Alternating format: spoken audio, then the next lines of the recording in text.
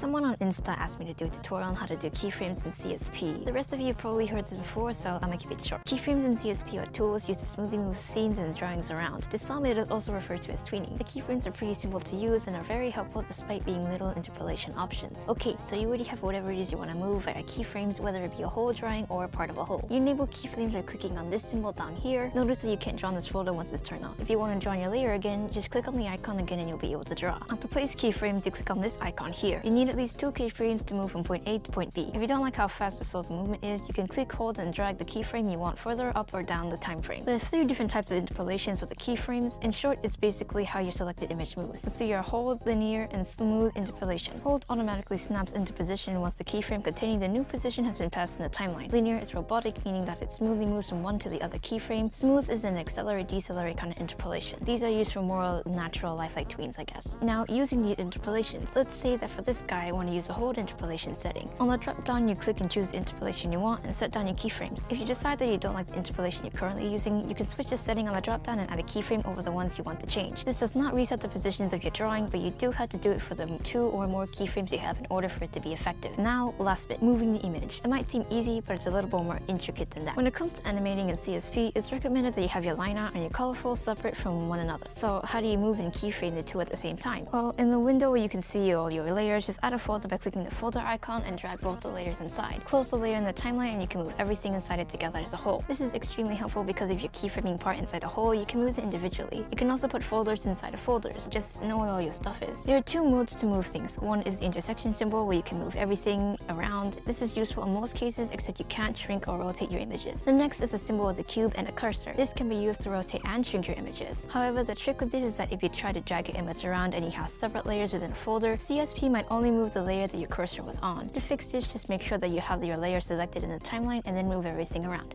That's all I had to say. Bye!